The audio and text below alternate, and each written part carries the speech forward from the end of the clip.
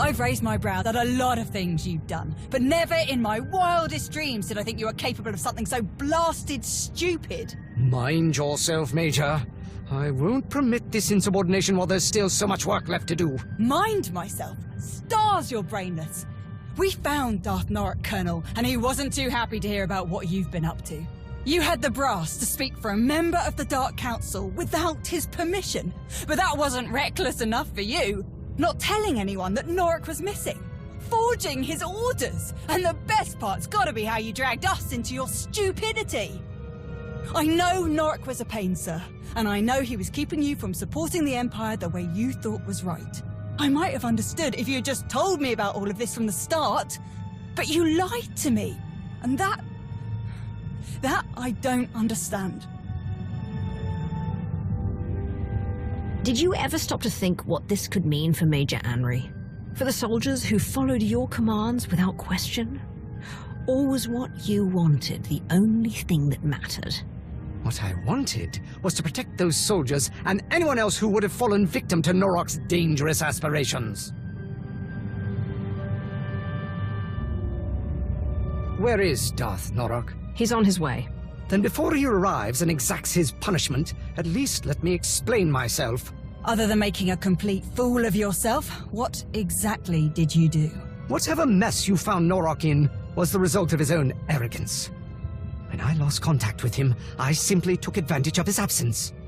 My entire career, I've done nothing but prove my admiration for the Sith. I served without question, believed they had a right to rule the Empire. Until I had a chance to lead this operation, I cherished the idea that I was helping soldiers live to see another day. Norok, however, kept saying I needed to think bigger. He wanted all of Manon under his rule, but we didn't have the resources to sustain a prolonged occupation of the entire planet. It would have achieved nothing more than a boost to Norok's ego. I refused to sacrifice faithful citizens of the Empire for something so irresponsible.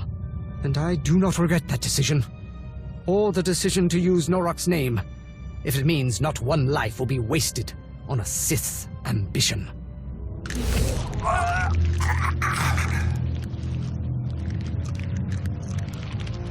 Do you regret it now, Cord? Can you still hold fast to your principles while the breath is torn from your lungs? My lord, if he just... Finally. I thought I would never be able to get through.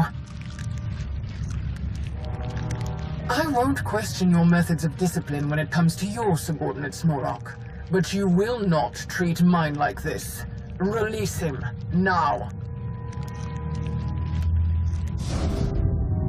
I want this cowardly bog-tick executed, Krovos. On what charges? Incompetence, dereliction, fabricating the word of a Sith.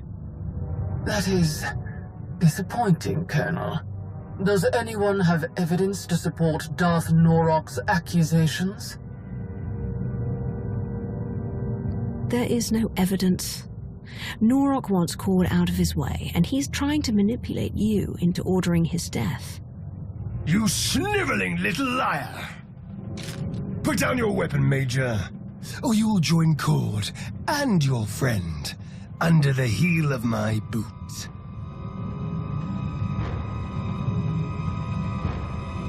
I've had enough of your carelessness, enough of your pride, enough of your threats.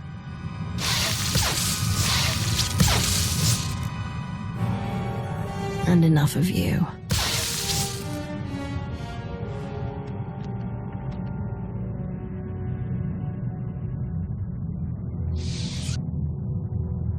Our entire presence on Manon has been plagued by one lapse in judgment after another. Tread carefully, Colonel.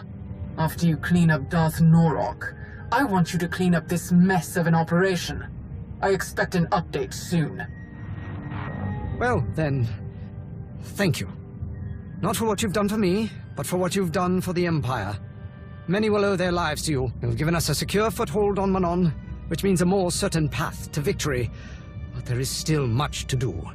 Speaking of which, we'd better get back to it. Unless you don't plan to stay, Major. Of course I'm sticking around. At least until I find someone else to give you a kick in the pants when you get another one of these half-baked ideas.